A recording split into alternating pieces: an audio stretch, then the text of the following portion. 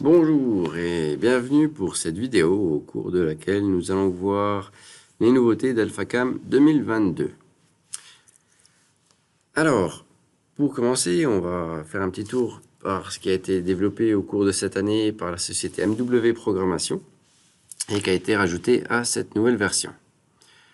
Premier point, ce sera le multipièce 3 axes. Donc multipièce 3 axes version gratuite, et puis cette version donc est compatible avec les anciens post-pro qui utilisaient déjà avec lequel vous utilisiez déjà le multipièce.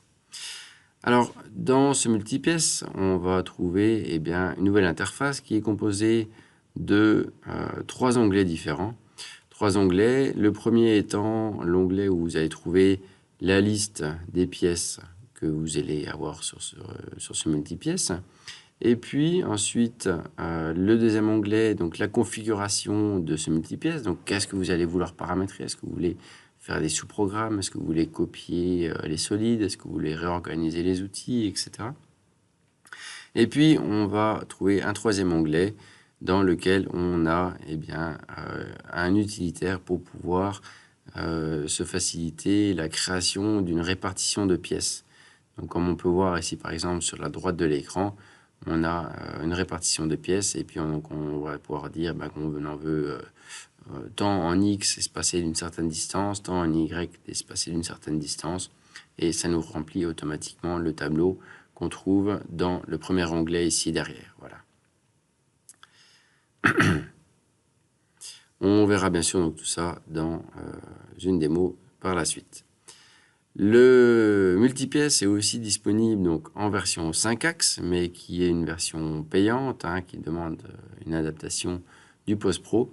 Et puis là, on va plus travailler dans un environnement 3D, où on va travailler avec des positions de pièces orientées non plus en 2D, mais sur des posages comme on peut voir par exemple ici sur la droite de l'écran. La fonction suivante est une fonction rayon minimal. Donc cette fonction existe déjà, elle a simplement été améliorée. On va trouver maintenant la possibilité de sélectionner plusieurs géométries en même temps. Et en sélectionnant plusieurs géométries en même temps, vous allez avoir plusieurs informations dans une seule fenêtre, à savoir par exemple contour intérieur ou contour extérieur, ou les deux informations si vous avez sélectionné plusieurs géométries. Et puis à chaque fois, l'information du rayon minimal pour chacune de ces géométries pour vous aider à faire le choix de l'outil qui conviendra pour usiner le profil que vous cherchez à usiner. Ajout ligne tangente, donc là aussi une fonction qui est déjà existante, qui a été un petit peu améliorée et puis qui nous donne des nouvelles options, à savoir, on va pouvoir choisir si on veut ajouter une ligne tangente, donc toujours à un arc, si on veut rajouter une ligne tangente donc au début, à la fin ou aux extrémités, aux deux extrémités donc de l'élément qu'on aura sélectionné. Le catalogue outils qui est aussi une fonction qui existe depuis quelques temps, a été améliorée et on va trouver un nouveau catalogue, un nouveau fournisseur outils qui sera OptiTool. Et on a aussi une mise à jour du catalogue Dixie, donc, qui a été attendu depuis pas mal de temps. On a donc maintenant les dernières sources des données Dixie, donc avec des outils et des données plus fiables. On trouvera aussi prochainement, on l'espère assez rapidement, courant 2023, le catalogue du fabricant Anton Meyer et aussi le catalogue de chez DC Suisse, tout ça donc courant 2023. Et puis un nouveau petit icône qui est disponible aussi dans ce catalogue outil, qui est l'icône de sauvegarde d'outils, qui va nous permettre de sauvegarder un outil du catalogue vers la bibliothèque d'AlphaCam.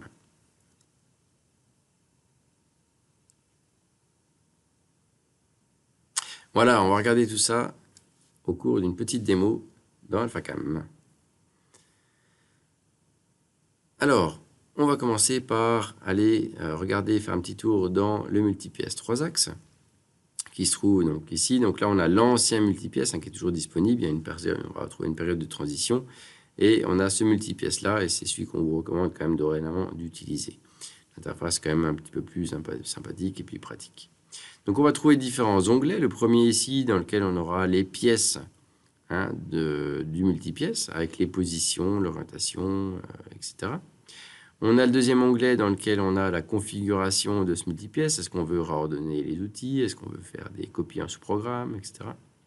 Et on a l'onglet de la répétition dans lequel on va pouvoir s'aider à créer une répartition de pièces. Donc, par exemple, là, si on veut 2 pièces en X, espacées de 100, et 6 pièces en Y, espacées de 40, je vais pouvoir appliquer ça et on va voir que dans mon onglet des pièces, j'ai ma répartition des pièces qui a été calculée puis préparée automatiquement. Il me reste donc à sélectionner la pièce que je veux mettre sur ce multipièce, l'appliquer et la répartir sur toutes les positions et de créer mon multipièce. Voilà. Donc on voit ici toutes les opérations ont été regroupées par exemple, hein, donc ça a été défini dans la configuration. On va venir changer de dessin, puis on va prendre un posage voilà, comme celui-là ici, pour jeter un petit coup d'œil aux multipièces 5 axes, puis voir comment ça se passe un petit peu dans ce contexte-là. On voit qu'on a différentes faces, 3 faces avec des cercles, et ils vont nous servir tout à l'heure à sélectionner les plans de construction, parce que chaque cercle est dans un plan de construction et avec une origine bien définie. Ils vont nous servir pour la création de nos références dans le multipièce 3 axes. Si je viens donc de nouveau dans Machine, j'ouvre mon multipièce. Là, on va travailler un petit peu différemment. On ne va plus utiliser la répartition parce qu'on n'est plus en 2D. On est vraiment sur du 3D avec des orientations. Et on va commencer par appliquer une première pièce, ajouter une première pièce. Et puis pour avoir l'origine de cette pièce, avec les angles de rotation, l'inclinaison, tout ça, je ne connais pas ces valeurs, donc je vais venir les sélectionner avec 3 options possibles. Un point de 3D, une géométrie existante ou une face de solide. Dans notre cas, là, c'est la géométrie existante qui va nous intéresser.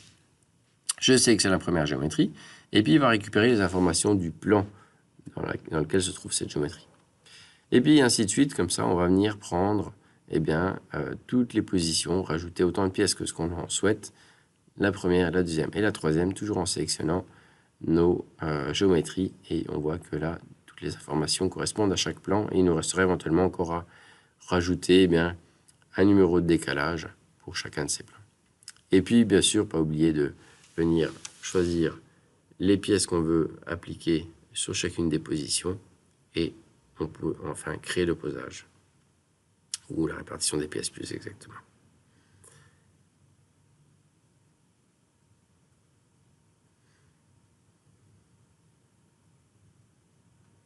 Ensuite, on va jeter un petit coup d'œil à quelques géométries ici, et cette fonction de mesure de rayon minimal qu'on trouve dans l'onglet DAO ici, mesure rayon minimal, qui va nous permettre maintenant de sélectionner plusieurs géométries à la fois. Donc si je prends ici celle-ci et celle-là, on va voir que je vais avoir une fenêtre avec 2 informations, contour intérieur et contour extérieur, et pour chacun de ces contours, le rayon.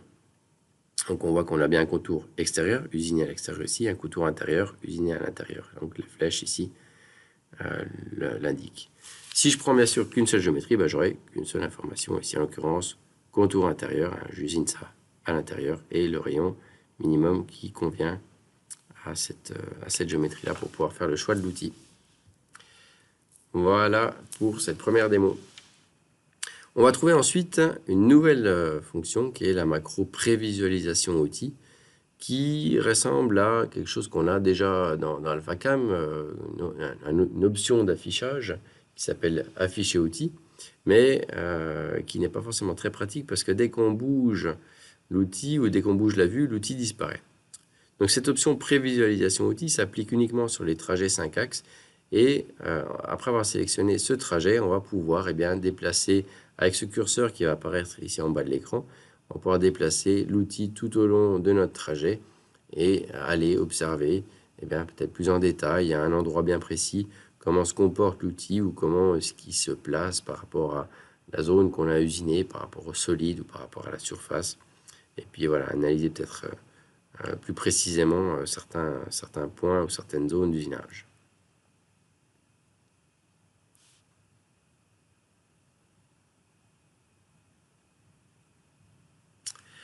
Le point suivant, c'est une nouvelle macro aussi qui s'appelle afficher vecteur outil, qui va nous permettre d'afficher le vecteur X, le vecteur Y et le vecteur Z.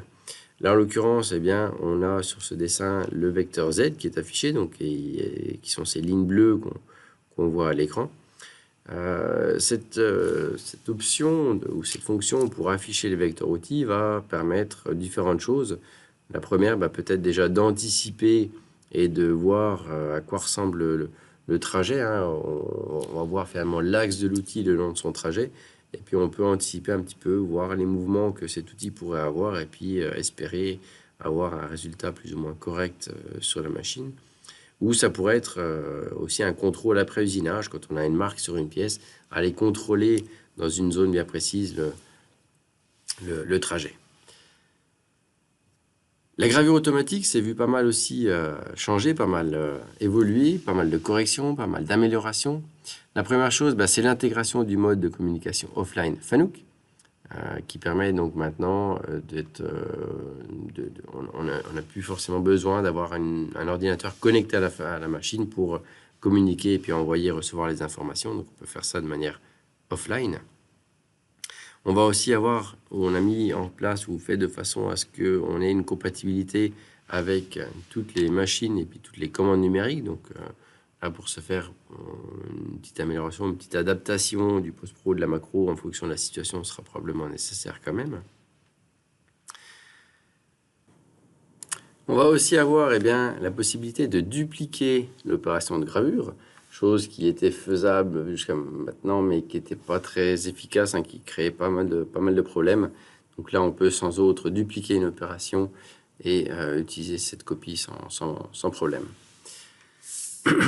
On a aussi maintenant la possibilité d'éditer et changer le style qui est utilisé dans cette opération. Donc, juste pour rappel, quand on travaille dans ce contexte de numérotation consécutive, liste ou texte, on va devoir choisir un style d'usinage pour dire dans cette opération comment doit être usinée la gravure.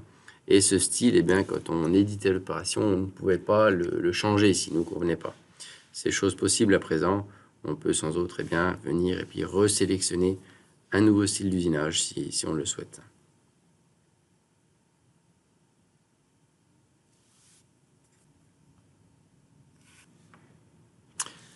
Ensuite, une petite amélioration aussi donc, au niveau toujours de ces styles. On va voir qu'on va pouvoir maintenant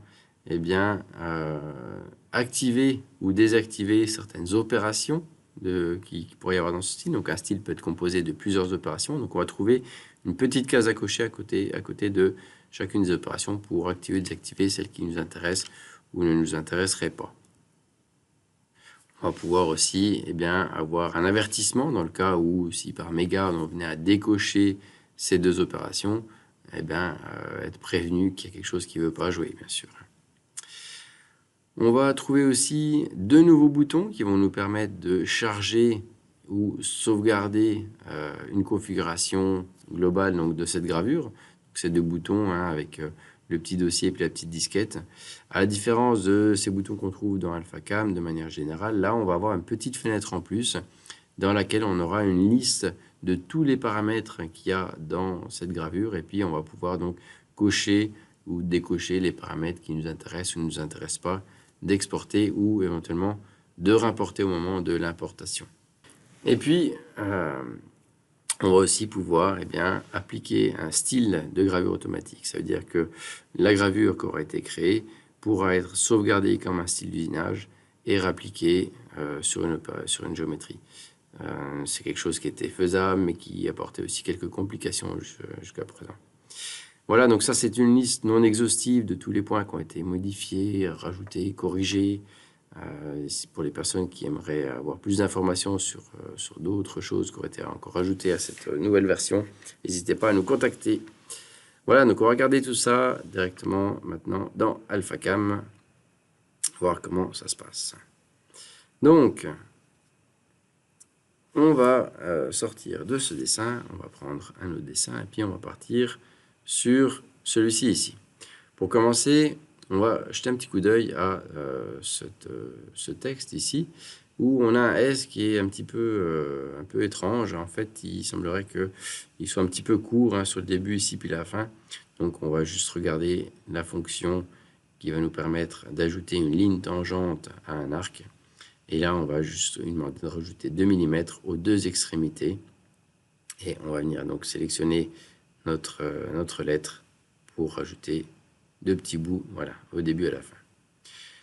Donc, pour finir ce texte ici, si on veut l'usiner, qu'on voulait le graver, et puis éventuellement le projeter sur notre surface ici qui est un petit peu bombée, hein, voilà, on va devoir sélectionner un outil, un petit graveur pour pouvoir faire ça. Et puis ce graveur, ben, on va venir le chercher, on pourrait venir le chercher dans notre bibliothèque outils ici, dans notre catalogue outils. Donc on voit qu'on a le nouvel outil au nouveau catalogue OptiTool. On a un nouvel icône ici pour enregistrer l'outil. Donc une fois qu'on sélectionne notre outil, on pourrait le sauver dans Alphacam. Et là, on va donc chercher une référence d'outil qui nous conviendra pour le gravage qu'on a à faire. En l'occurrence, c'est celui-ci. Une fois que j'ai mon outil, je peux donc le sélectionner pour usiner Alphacam ou sauvegarder cet outil. Donc, je pourrais choisir un porte-outil éventuellement encore. Et puis après, le sauvegarder donc, dans ma bibliothèque. Hein. Voilà, je sauvegarderai ici là-dedans. Là, pour l'instant, en l'occurrence, je ne cherche pas à le sauvegarder. Je veux juste utiliser cet outil pour usiner mon gravage. Je ne prends pas de porte-outil et j'ai mon outil à disposition pour faire ce gravage.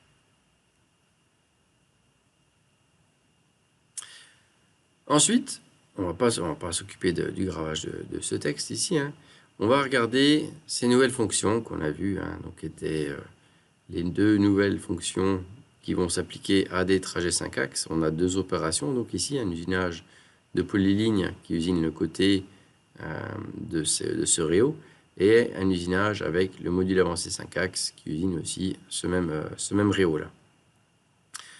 Donc, on va venir travailler un petit peu ces deux, ou analyser un petit peu ces deux trajets qui usinent donc le côté là, et voir un petit peu comment ils se comportent, comment est-ce qu'ils se présentent.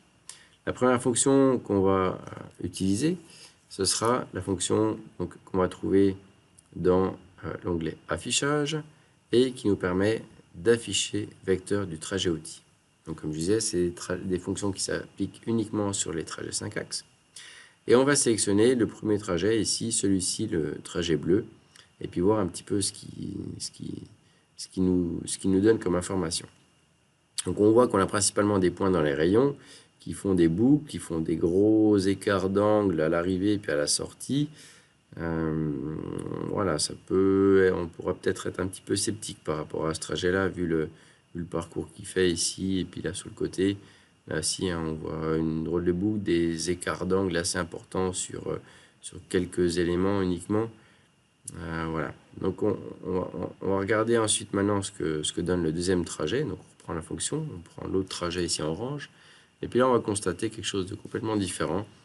On va voir une évolution de l'axe de l'outil, si on veut bien, beaucoup plus régulière. Donc là, on a décidé d'afficher le vecteur Z. On pourrait le rallonger à 100 mm, par exemple. Vecteur Z, donc qui représente finalement l'axe de l'outil. Hein. Puis on voit vraiment que les axes, les vecteurs sont assez réguliers dans les rayons, partout. Tout est assez propre. On pourrait s'attendre à avoir quelque chose de relativement plutôt satisfaisant après usinage. Et puis avoir une pièce assez convenable. Hein.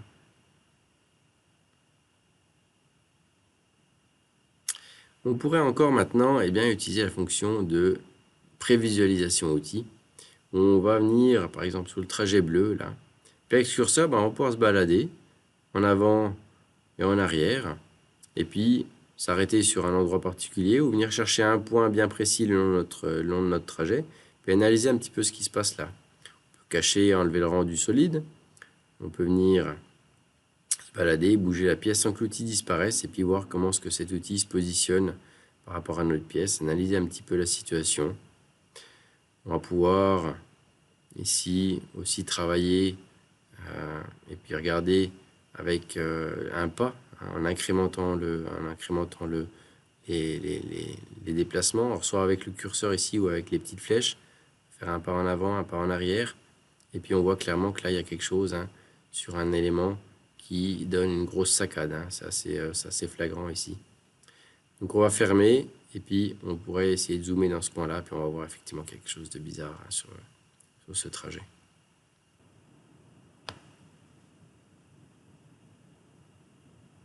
Ensuite, on va venir ici rajouter un usinage en utilisant un style d'usinage. Donc c'est un usinage, sera un usinage de gravure automatique. Et puis ce style, donc, on va le retrouver dans ma liste, c'est celui-ci. Et je vais demander donc avec un clic droit d'appliquer ce style sur une géométrie existante, donc qui est cette géométrie ici. On voit que donc on a bien un numéro qui est venu se graver et j'ai une opération qui est apparue. Donc, et si j'édite cette opération en double-cliquant, je vois que j'ai deux sous-opérations. Il y en a une qui est cochée, l'autre ne l'est pas. Je vais l'activer et je vais me retrouver directement donc avec maintenant deux opérations. Donc ça, c'est quelque chose qui a été rajouté, une nouveauté. Si par mégarde, je venais à décocher ces deux opérations, j'ai aussi un avertissement qui me dit que bien sûr, ça ne veut pas jouer, on ne peut pas avoir deux opérations. Ça va effacer le tout si on a nos deux opérations qui sont décochées. On a aussi nos petites icônes pour exporter et sauvegarder. Si ici, je veux importer une configuration, je vais avoir le choix de ma liste des configurations qui sera déjà sauvée. Ou je peux aussi sauvegarder. Et puis là, j'ai une fenêtre qui apparaît avec tous les paramètres qu'il y a dans cette opération. Où, on peut cocher, décocher tout ce qui nous intéresse ou ne nous intéresse pas. Voilà, donc là, si maintenant ce style ici, tout d'un coup, il ne me convenait pas, j'ai aussi la possibilité de changer de style d'usinage. Donc, il me demande si je veux bien changer, effectivement, je valide. Et puis, je peux retourner dans ma liste des styles d'usinage pour prendre le style qui m'intéresse. Puis là, je vais prendre ce style de gravure consécutive. Et puis, on va voir qu'il nous avertit qu'il y a quelque chose qui ne veut pas jouer. Je ne peux pas avoir la gravure dans une gravure. Je ne peux pas faire un gravage en utilisant un style déjà de gravage. Il y a quelque chose qui va se marcher dessus. Donc, je valide et je vais sélectionner donc un autre style qui convient pour pouvoir faire mon usinage de gravage. Voilà, donc un petit peu toutes ces nouveautés au niveau de la gravure automatique. On va retourner dans nos slides et puis on clôt avec ça le chapitre des développements qui ont été faits par la société MW Programmation au cours de cette dernière année et qui sont donc intégrés dans AlphaCam 2022. On passe ensuite au chapitre des améliorations générales. Donc, qu'est-ce qu'on va trouver de nouveau à droite à gauche dans notre nouvelle version d'AlphaCam? La première chose, c'est déjà au niveau du démarrage, du lancement d'AlphaCam, on va tout de suite avoir une différence par rapport à d'habitude où on va nous demander de choisir le module. Donc cette fenêtre a changé, on a une interface un peu plus récente dans laquelle on va pouvoir choisir le module qui nous intéresse, peu importe la licence, on aura le module qu'on veut. Et il faut encore qu'on choisisse si on veut l'AlphaCam DAO ou encore le Viewer. Donc on choisit par exemple le Viewer si c'est le Viewer qu'on veut ouvrir et on prend le module fraisage ou le module tournage par exemple. Si on veut juste du fraisage ou un autre, on choisira AlphaCam. Si on veut faire de la programmation.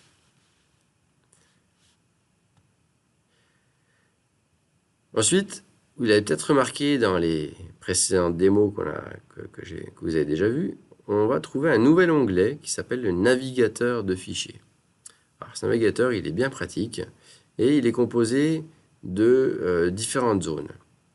La première, c'est celle qu'on trouvera ici au-dessus, qui sera le navigateur, ou autrement dit, un peu l'explorateur, si on veut bien, l'explorateur Windows, où vous allez trouver votre bureau, votre disque C, les disques réseau, etc. Et puis, ensuite, vous allez aussi trouver, juste en dessous, la zone des accès rapides. Donc, vous allez pouvoir, depuis le navigateur au-dessus, rajouter, autant que vous le souhaitez, des dossiers qui seront donc devenus des accès rapides, dans lesquels vous aurez des dessins et qui seront disponibles dans la partie du bas, où vous allez pouvoir donc ouvrir ou faire l'ouverture rapide de tout un tas de fichiers différents. Donc on voit qu'on a là du DXF par exemple et du AMD. Donc dans cette liste, vous aurez tout ce qui est, on va dire, reconnaissable par AlphaCam, si on veut bien. Ensuite, on a une amélioration au niveau de la reconnaissance des éléments ouverts, au niveau donc de l'extraction automatique des géométries. Petite parenthèse pour se remettre dans le contexte, on va ici juste faire un petit rappel pour qu'est-ce qui est un élément ouvert. Donc on va trouver une fonction dans le menu machine qui est fixer, annuler les éléments ouverts, qui nous permet de définir un élément ouvert sur une géométrie ou un élément fermé. Et puis un élément ouvert donc permettra à l'outil de chevaucher cette zone d'une certaine distance, d'un certain pourcentage qui serait configuré dans l'opération en fait. Voilà. Donc, ce petit rappel étant fait, on va voir exactement qu'est-ce qui a changé, donc quelle est l'amélioration au niveau de sa reconnaissance. Donc là, c'est vraiment au niveau de l'extraction automatique des contours. Typiquement, sur une pièce comme celle-là, on va avoir différentes formes. Et puis, on a des zones qui débouchent sur des autres zones qui sont déjà dégagées, si on veut bien. On a des poches qui sont ouvertes en quelque sorte. Et on va avoir une amélioration au niveau de la reconnaissance des zones, justement là, qui dégagent sur une zone déjà ouverte. Typiquement, cette petite poche ici, elle aurait, comme celle-là et puis ces autres-là, elle aurait une zone qui débouche sur une zone ouverte, qui est déjà dégagée. Donc la partie là, cette ligne ici, aurait tout intérêt à être définie directement comme étant un élément ouvert, pour que l'outil puisse dépasser et puis usiner correctement toute l'ouverture qu'on a là. Donc voilà, ça c'est vraiment une amélioration, donc vraiment spécifique à l'extraction automatique. Toujours dans ce contexte, on a un nouveau paramètre qui a été rajouté et qui permet d'affiner encore cette extraction, à savoir qu'on va pouvoir choisir où est-ce qu'on veut mettre le point de départ, et puis là on peut lui demander de prioriser le point de départ sur les éléments ouverts. Donc ça, on le trouve dans la configuration d'extraction de modèles solides d'AlphaCam. Le double-clic voit son apparition dans cette version d'AlphaCam et il va être drôlement pratique parce qu'il va nous servir, par exemple, à éditer une opération. Je double-clique sur une opération et directement, j'ai l'opération qui s'ouvre. Je peux l'éditer et changer ce qui me plaît. On est beaucoup plus rapide, en tout cas on a l'air d'être beaucoup plus rapide que faire un clic droit sur l'opération, demander éditer pour enfin avoir accès à l'opération. Donc là c'est vraiment pour ma part un petit coup de cœur de cette nouvelle version où on gagne en efficacité. Ce double clic, on va aussi pouvoir l'utiliser pour les couches, pour activer une couche. Donc cette couche va devenir bleue, il y aura la petite astérisque qui va apparaître. Tout ce que je dessine va pouvoir donc se mettre automatiquement dans cette couche. Et on va aussi pouvoir l'utiliser pour les plans de construction, donc pour éditer un plan de construction et puis changer par exemple le nom du plan de construction ou encore éventuellement le numéro de décalage.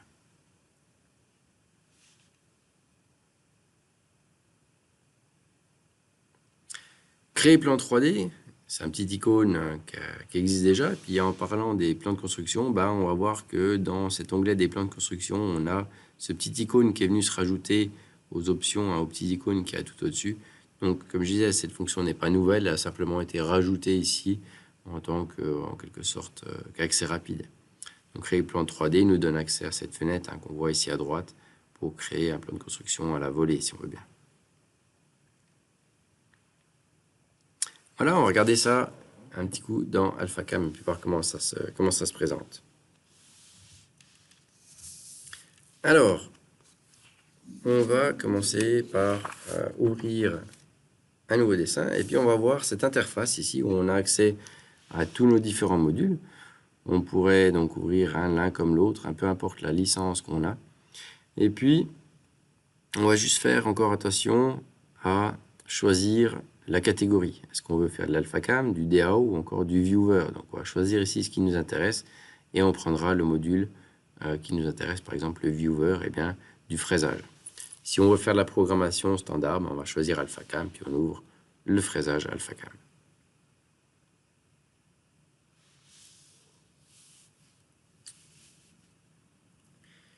On va jeter un petit coup d'œil à ce nouvel onglet qu'on a discuté juste avant, qui est l'onglet du navigateur, et puis voir un petit peu qu'est-ce qu'on va trouver, à quel point il va être pratique. Donc on a dans ce navigateur on a dit la première chose au-dessus ici, l'explorateur en quelque sorte, hein, avec les disques réseau, votre PC, le bureau, etc. Depuis cet explorateur, on va pouvoir ajouter des accès rapides qu'on voit ici. Par exemple, je vais rajouter un accès rapide ici sur le C-AlphaCam ou l'effacer par la suite s'il ne m'intéresse pas. Et puis dans chacun de ces accès rapides, je vais avoir tout en bas la liste des fichiers qui sont disponibles dans ce dossier. Donc là, voilà, par exemple, je vais prendre l'un ou l'autre de ces accès rapides et puis ouvrir le dessin qui m'intéresse. Donc c'est vraiment une ouverture du dessin, comme si on avait fait un glisser-déposer depuis un explorateur Windows. On n'a pas plusieurs dessins qui s'ouvrent en quelque sorte comme du multi-fenêtre. Et puis, donc, ça va agir un peu comme un prévisualiseur. Hein. On pourrait dire que c'est la rapidité du prévisualiseur, sauf que on a vraiment l'ouverture du dessin qui se fait dans AlphaCam. On va pouvoir passer de l'un à l'autre sans aucun problème, sauf si on vient rajouter une différence à partir du moment où on vient modifier le dessin. Quand je vais modifier ce dessin-là, si je veux passer à l'autre dessin, bien sûr, il me demande si je veux l'enregistrer ou pas. Voilà, donc nous, on va regarder un petit peu, en utilisant cette pièce, voir un petit peu comment est-ce qu'a été améliorée l'extraction automatique des modèles solides pour ce qui concerne les éléments ouverts. Donc là, on a des zones, comme ici, comme celle-là, qui débouchent sur une zone ouverte. Hein. Donc cette partie ici, on pourrait admettre que ce soit un élément ouvert pour l'usinage de cette zone-là. Hein. On aimerait que l'outil puisse sortir. Donc on va venir faire une extraction de modèle solide. On va venir prendre les faces orthogonales, on va prendre la face de dessus uniquement. On ne va pas extraire de perçage. Et puis dans le contour, on va s'assurer qu'on ait bien ici les éléments ouverts de cocher. Hein. Et puis, on va voir que tout de suite, là, on voit qu'on a des éléments qui sont plus foncés. C'est justement ces éléments ouverts. Ces éléments ouverts qui vont nous permettre de chevaucher un petit peu plus loin avec notre outil. On les voit peut-être mieux un peu ici comme ça, donc avec le plan qui est actif. Ces éléments ouverts, on va voir qu'à chaque fois qu'on a une zone qui débouche sur une autre zone en fait, qui est déjà dégagée, ils sont reconnus. On voit qu'ils sont ici en orange foncé dans la couche où ils ont été extraits.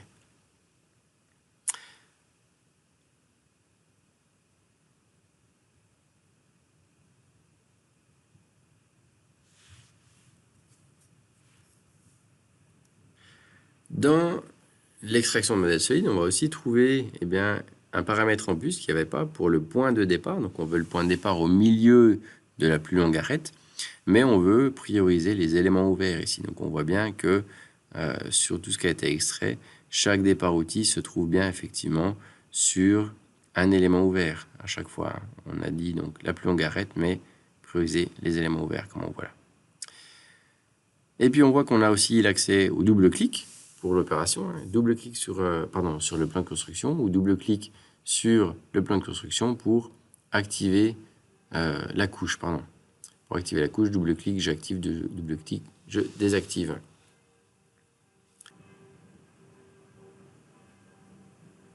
Voilà pour cette démo. La barre espace prend du grade dans cette version d'AlphaCam. Elle était déjà utilisable. On pouvait l'utiliser pour faire un rappel d'une fonction qu'on venait d'utiliser. Si j'utilise par exemple une ligne, j'utilise ma ligne, je sors de la fonction. Si je fais barre espace, je rappelle cette commande de ligne et puis je peux recommencer à dessiner. Mais là, la barre espace, elle va être utile aujourd'hui pour pouvoir activer ou désactiver une sélection. Par exemple, si je prends une couche utilisateur, si je sélectionne une couche utilisateur, en pressant la barre espace, je vais rajouter la petite case à cocher ou le petit vu dans la case à cocher ou enlever le vu de la case à cocher. Donc autrement dit, activer et désactiver une couche ou en quelque sorte, désactiver, ou plutôt pour être plus exact, activer le rendu donc, de cette couche ou autrement dit rendre visible ou cacher le contenu de cette couche, plus exactement. La barre espace, on va aussi pouvoir l'utiliser pour les opérations. Donc les opérations qui sont sélectionnées, je les active ou désactive, et aussi pour les plans de construction. La touche Delete au clavier prend aussi des galons dans cette version d'AlphaCam. on pouvait l'utiliser, mais là, elle a été, on va dire, étendue à d'autres domaines. On va pouvoir effacer des couches utilisateurs. Alors, si une couche venait à contenir encore des éléments, eh bien, ça va nous demander si on veut effacer le contenu aussi de cette couche ou pas. Et puis, on va aussi pouvoir utiliser la touche Delete pour d'autres zones, comme par exemple les éléments qu'on va trouver dans les plans de construction, les géométries, ou éventuellement encore des plans de construction qui sont vides. On ne pourra pas effacer des plans de construction qui contiennent encore des éléments. Dupliquer couche, donc ça c'est une option qu'on va trouver dans le clic droit. À partir du moment où on fait un clic droit sur une couche utilisateur, on va trouver deux nouvelles options aujourd'hui. La première qui sera dupliquer couche, donc on va copier les paramètres de cette couche, donc par exemple le nom, le type de ligne, la largeur de ligne, la couleur peut-être de cette couche, donc vraiment uniquement les paramètres. Et on va trouver une deuxième option qui sera dupliquer couche et son contenu, donc on va vraiment tout copier le contenu de la couche, ce qui va permettre d'éviter passablement de clic droit, de déplacer, de copier-coller, de copie de géométrie ou d'éléments. Donc deux fonctions qui devraient pouvoir être relativement pratiques. Simplifier le plan de construction, voilà aussi une nouvelle fonction qui est disponible et qui va nous permettre de, comme son nom l'indique, simplifier les plans de construction. On prend l'exemple qu'on a ici à l'écran où on a importé à la base un logo, c'était un DXF, on l'a importé dans l'AlphaCam, puis on en a fait une copie par rotation. Et manque de peau, ce logo était dans un plan de construction et à la rotation, ça nous a créé toute une liste de plans de construction et c'est pas du tout ce qu'on cherchait à faire. Donc pour arriver à remettre toutes ces géométries dans un seul et unique plan de construction, ça peut être passablement compliqué et cette étape sera simplifiée par l'utilisation de cette fonction simplifier plan de construction. Donc quand je copie ces géométries, si elles sont dans un plan, et puis que je fais une copie depuis le 3D, on aura une grande liste de plans. Et puis, après l'utilisation, je peux simplifier tous ces plans et puis tout retrouver dans un seul et unique plan de construction. Comme on peut le voir ici en avant et après. Désactiver les alertes d'avertissement sonore. Voilà une nouvelle option ici qui a été rajoutée aussi dans la configuration d'AlphaCam, donc probablement par un développeur qui aimait bien travailler avec la musique sur les oreilles et qui s'est fait surprendre par quelques messages d'avertissement sonore. Donc voilà, cette option, vous la trouverez dans la configuration générale d'AlphaCam sous l'onglet fixé et voilà, elle est ici en bas.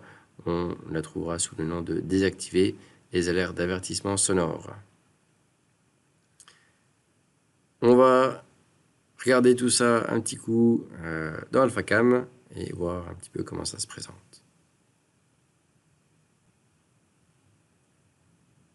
Voilà, donc là, on va sortir de ce dessin. On va prendre un nouveau dessin. Donc, on va repartir ici. Donc ça, on ne va pas le sauvegarder. Et puis, on va partir de ce logo-là. Avec ce logo, je vais déjà commencer par activer ma couche avec un double clic. Une fois que ma couche est activée, je vais commencer par contourner, détourer ce logo. On va utiliser donc une fonction spéciale ici pour délimiter tout ça, qu'on va trouver donc juste ici, voilà. Et je vais, créer le contour de tout ça, une géométrie délimitant de ça, et je vais faire un décalage de 1 mm pour décaler cette géométrie qu'on vient de créer. Et puis, là, j'ai oublié d'effacer celle-là au moment du décalage.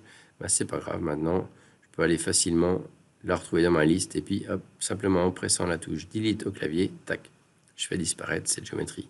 Ce qui m'évite peut-être pas mal de clics pour aller, par exemple, chercher la fonction effacer, sélectionner la géométrie, valider, ou retrouver ici, faire clic droit, retrouver où c'est qu'il était effacé, il est là. Enfin, voilà, c'est quand même passablement plus rapide de venir presser simplement la touche Delete. Voilà, donc on va sortir du plan, et puis on va venir faire donc une rotation 3D de tout ça. Je désactive ma couche et on va faire une rotation de ce logo autour de l'axe Z. On va faire une copie à 45 degrés et on va la faire 8 fois cette copie. Voilà. Ensuite, toutes ces copies, je vais les mettre dans une nouvelle couche. Donc je vais faire un clic droit, je vais demander de dupliquer la couche. Et puis je vais comme ça, dupliquer la totalité des paramètres. La couleur, le nom. Ici, je vais juste y changer et mettre copie logo. Et je garde le type de ligne, la largeur, etc. Je vais l'activer. Et puis je vais venir placer toutes les copies dans cette nouvelle couche ici. Donc je vais prendre depuis ce point ici, depuis cet élément-là jusqu'à cet élément ici. Et on va glisser, déposer tout ça dans la nouvelle couche qui est là. Je vais réduire un petit peu tout ça ici, et puis avec la barre espace, voilà, vous voyez, tac, barre espace, je vérifie que tout est bien là-dedans, plutôt que d'aller cliquer, désactiver dans le petit carré. Ça peut être pratique aussi. Là aussi, pareil, la même chose, barre espace, et puis je contrôle que tout est bien là-dedans. Donc voilà, après cette rotation, on va aller jeter quand même un petit coup d'œil dans les plans de construction. Et puis voilà, malheureusement, ce qui s'est passé, c'est que je me suis retrouvé avec une grande liste de plans de construction. Chaque logo est dans son propre plan. Et puis en fait, en réalité, c'est pas ce que j'espérais. Essayer de tout remettre ça dans un seul et unique plan, dans le plan plat par exemple, comme ça me conviendrait, si je dois le faire manuellement, ce serait pas simple.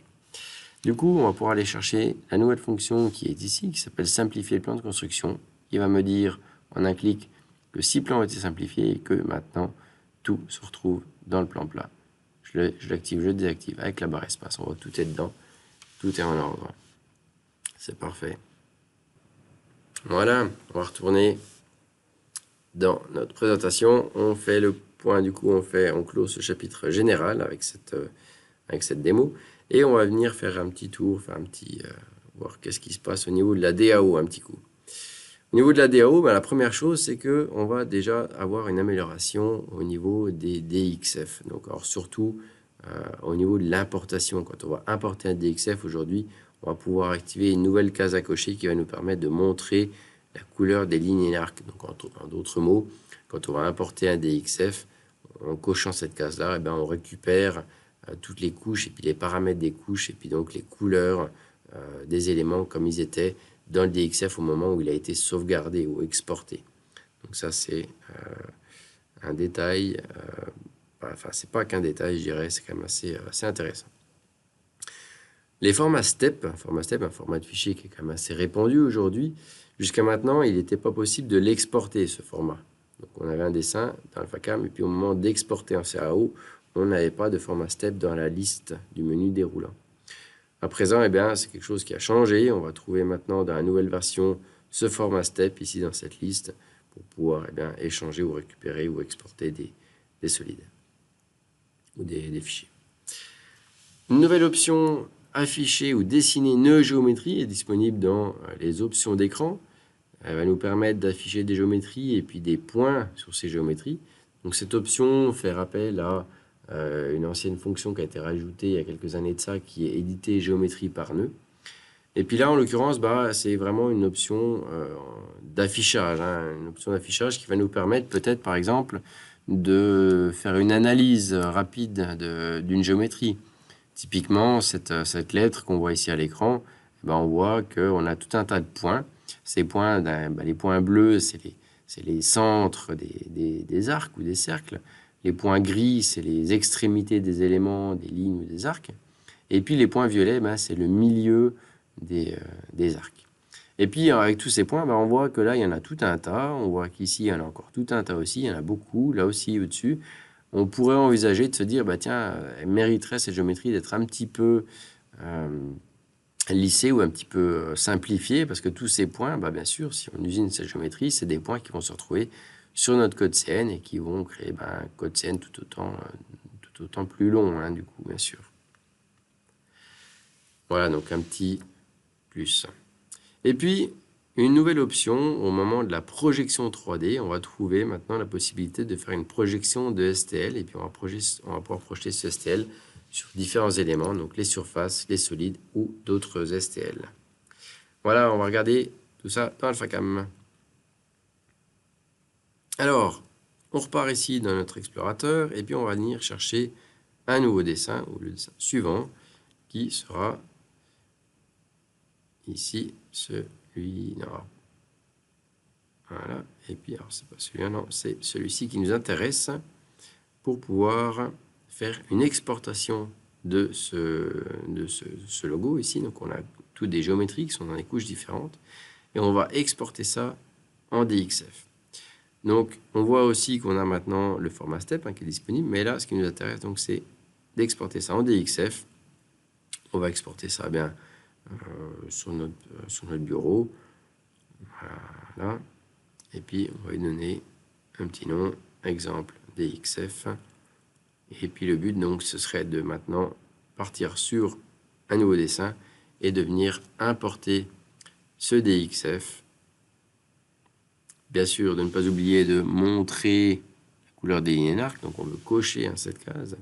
Et on va chercher le DXF qu'on vient d'exporter. Et en le récupérant, en l'ouvrant, on va voir que on récupère toutes les couleurs donc, de ces éléments. Donc les couleurs et bien sûr du coup les couches qui vont avec. Tous les paramètres sont récupérés. Donc voilà déjà une bonne chose aussi. Ensuite, on va venir afficher cette option qu'on a vue tout à l'heure des nœuds de géométrie. Si on se met depuis dessus, on va voir voilà, que sur toutes ces géométries, on a ces points qui apparaissent. Ces points, comme on l'a vu, des centres de cercles, des bouts d'éléments, des bouts Et puis, voilà, on voit qu'on a pas mal de points dans certaines zones, et puis on pourrait simplifier un petit peu ces géométries. Voilà, c'est les informations, on va dire, que vous nous donnez un petit peu ces nœuds, en plus des centres, des milieux, des extrémités, etc.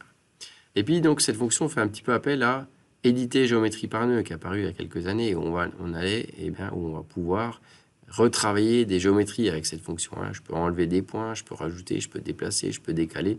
Typiquement, là, cette zone qui était forte, qui était pleine de points, en quelques clics, je l'ai simplifié sans trop abîmer ma géométrie. Même au contraire, là, ici, je pourrais complètement abîmer, mais ce n'est pas ce que je cherche. Je ne cherche pas à décaler des points comme ça. Donc là, je vais annuler, fermer, et voilà, j'ai ma géométrie qui a été simplifiée pour la partie du bas. Donc voilà pour cette option d'écran de afficher nœud des géométries.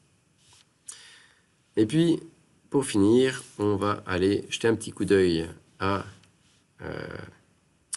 notre projection de STL, où là, on voit donc on a un 3 STL, le format de base qui est celui qui est ici au-dessus, donc le format simplifié, si on veut bien. On voit qu'il n'y a que quelques triangles bien simples. Et les projections ici en dessous, avec les étoiles qui ont été déformées, projetées dans une cuvette. Et puis donc, on retrouve beaucoup plus de triangles, beaucoup plus de détails. Alors, on va effacer ces deux étoiles. La première, là, je peux l'effacer. La deuxième, elle est un peu plus compliquée. Vu qu'elle est dans une cuvette, on ne sait pas trop sélectionner la surface ou la STL.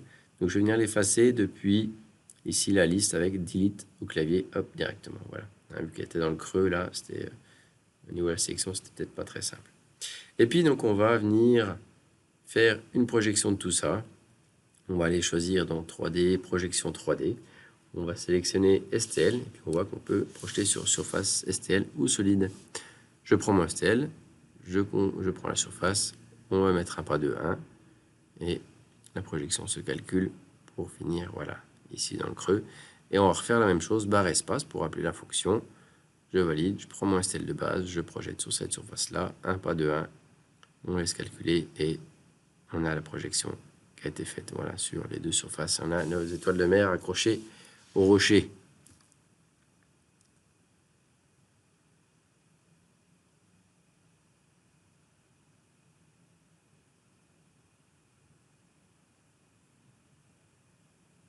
Voilà, on retourne sur nos présentations et on clôt le chapitre donc de CAO-DAO et on va ensuite jeter un petit coup d'œil au chapitre usinage. Donc quoi de neuf au niveau de l'usinage? Première chose, quand vous allez aller dans votre bibliothèque outils, vous allez trouver une zone de recherche. une zone de recherche dans laquelle vous allez pouvoir taper le nom de votre outil, la référence de l'outil, le diamètre peut-être de l'outil, et puis trouver donc beaucoup plus facilement l'outil qui vous intéresse. Donc cette recherche se fait par dossier. Donc il faut d'abord choisir le dossier que vous voulez et ensuite faire la recherche du dossier concerné. Voilà.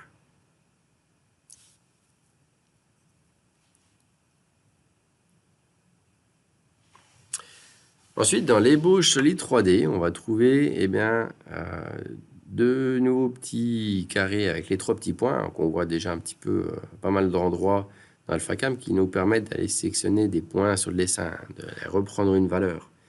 Ces deux zones, ces deux paramètres qui ont été mis à disposition maintenant pour aller sélectionner ces points, c'est la limite, la zone de limitation de travail de l'ébauche solide 3D. On va pouvoir dire, voilà, je veux travailler entre le niveau supérieur qui sera donné par un point et aussi la limite inférieure qui sera donnée par un point, pour autant qu'on ait décoché la case auto. Le point suivant, donc au niveau du cycle ébauche finition, une amélioration, là je pense un petit coup de cœur général, une amélioration quand on va travailler sur les faces de solide. Donc dans ce contexte, quand on fait une ébauche finition avec le côté de l'outil sur une face de solide, on va pouvoir maintenant lui demander de faire un contrôle de collision.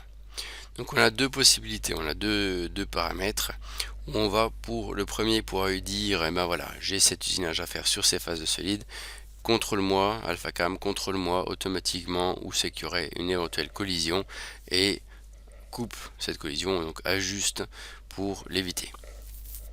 On pourrait encore éventuellement admettre, lui demander de rajouter une certaine distance entre la collision et puis le trajet outil pour raccourcir encore un petit peu plus ce trajet outil et puis vraiment éviter le contact. La deuxième case à cocher qu'on va trouver, donc c'est la petite finesse où on va pouvoir vraiment lui dire non attention, je veux pas que ça fasse une reconnaissance automatique, mais je veux moi-même lui demander de contrôler la collision contre l'une ou l'autre des faces qu'il y aurait autour de mon usinage. On va voir ça tout à l'heure aussi dans la démo.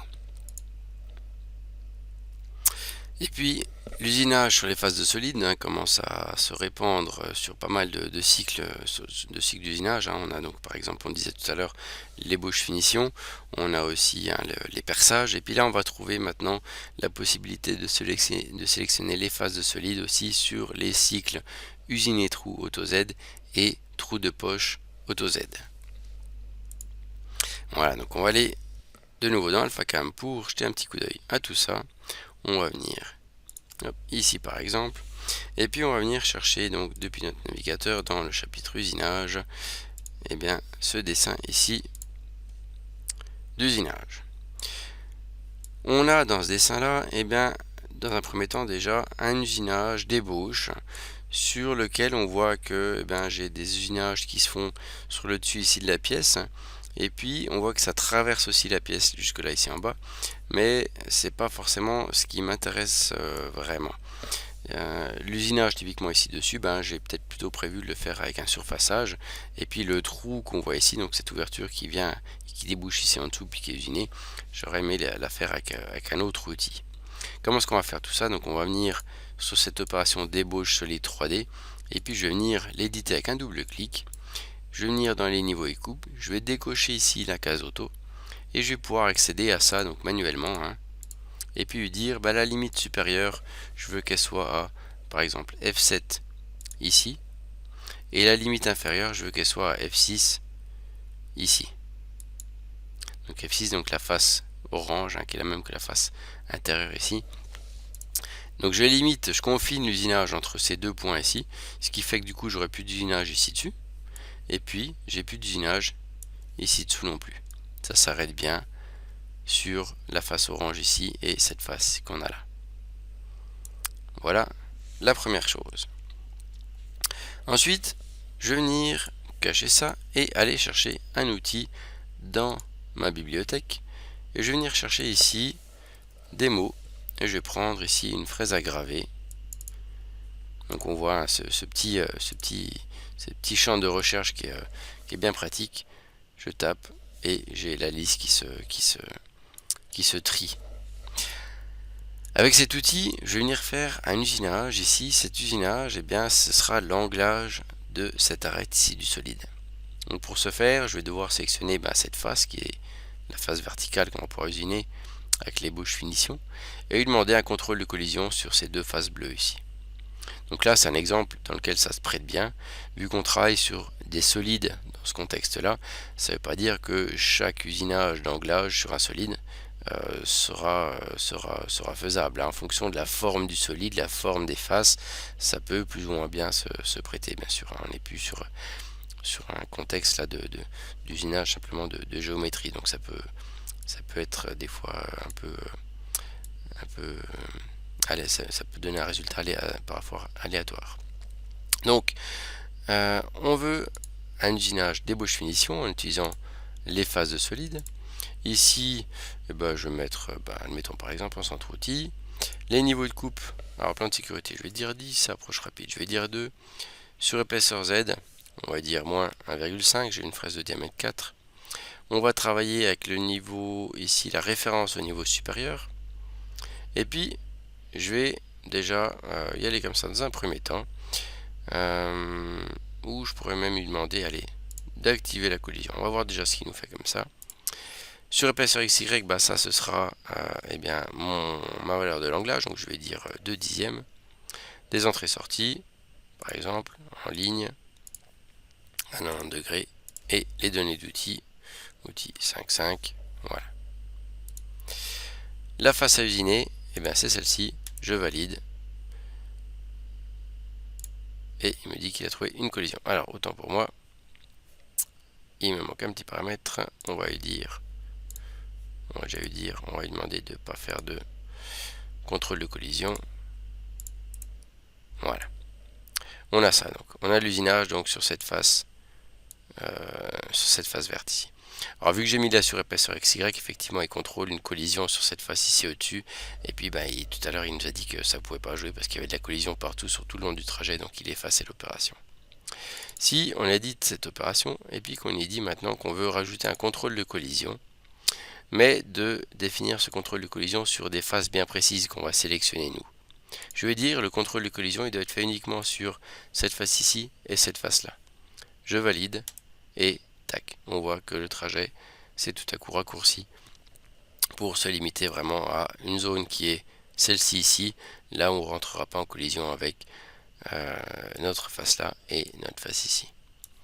Donc si on fait un petit usinage de tout ça, on va jeter un petit coup d'œil et puis voir un petit peu à quoi ressemble ce chanfrein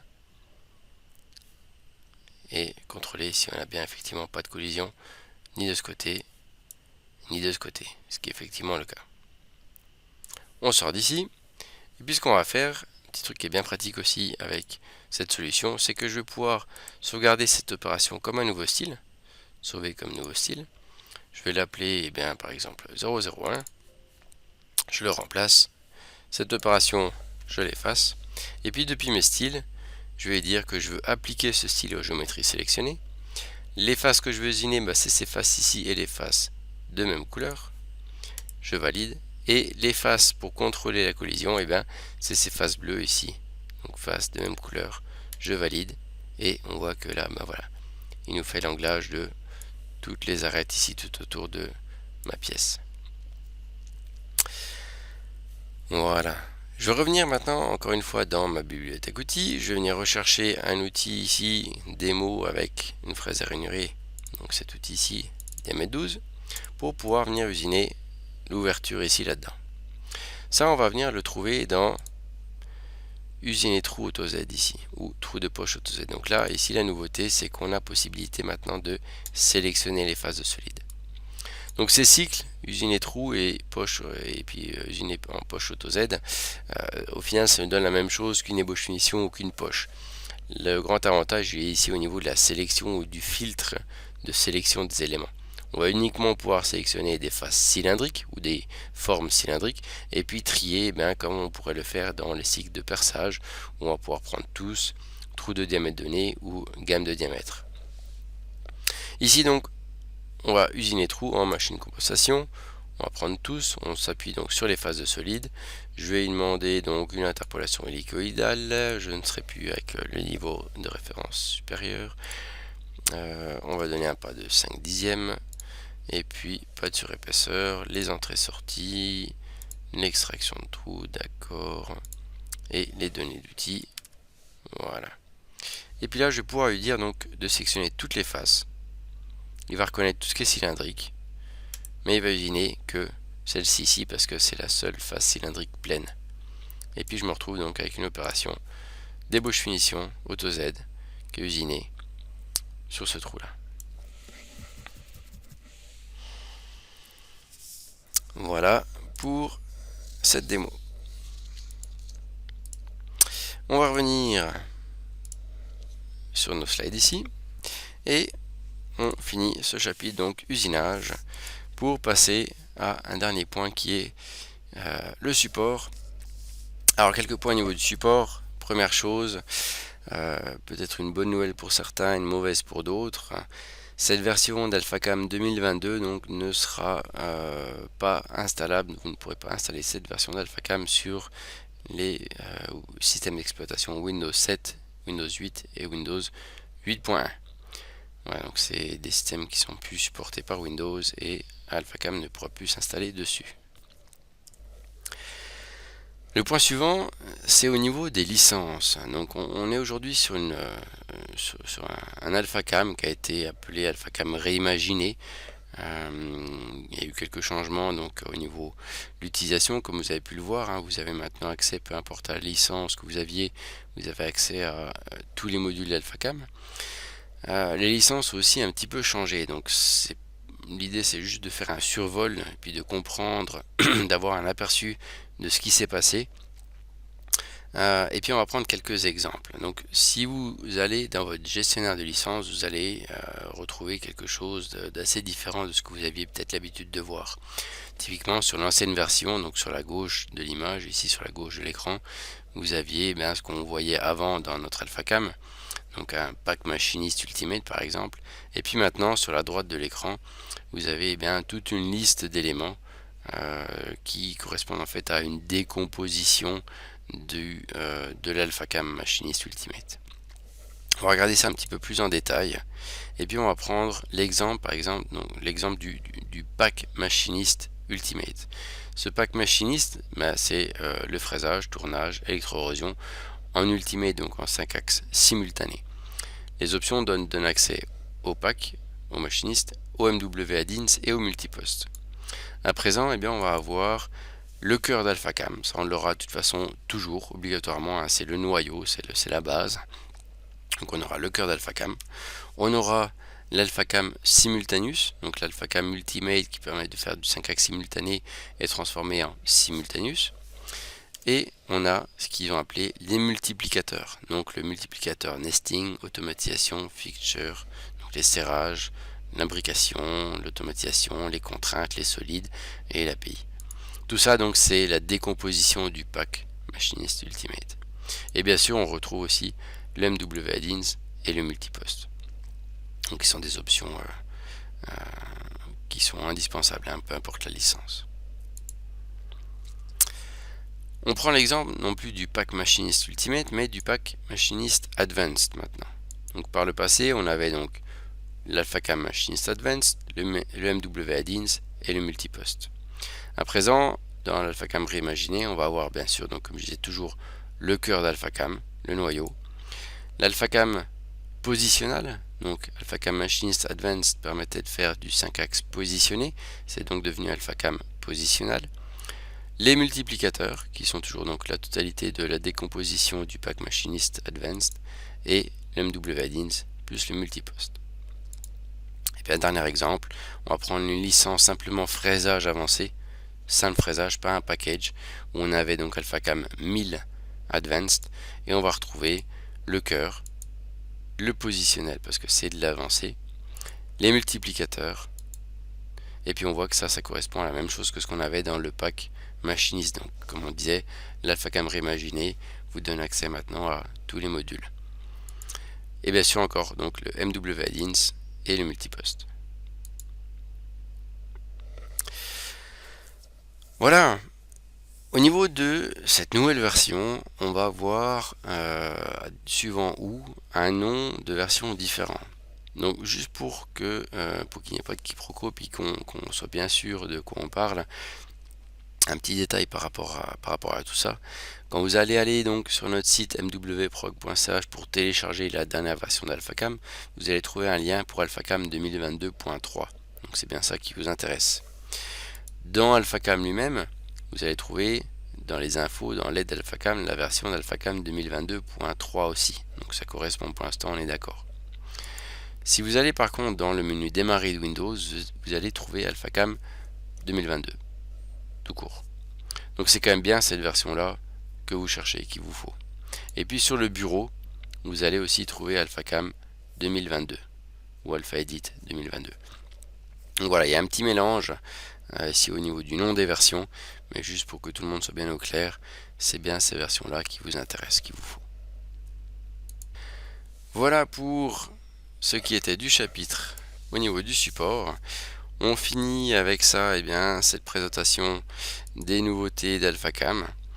Si vous avez des questions, n'hésitez pas à nous contacter au support par mail ou par téléphone. Donc on espère que vous aurez trouvé des éléments intéressants sur les points que vous venez de voir pour cette nouvelle version d'AlphaCam 2022.3 ou 2022. Et puis voilà. Je vous remercie pour votre attention. J'espère que tout ça vous a convenu et bonne utilisation.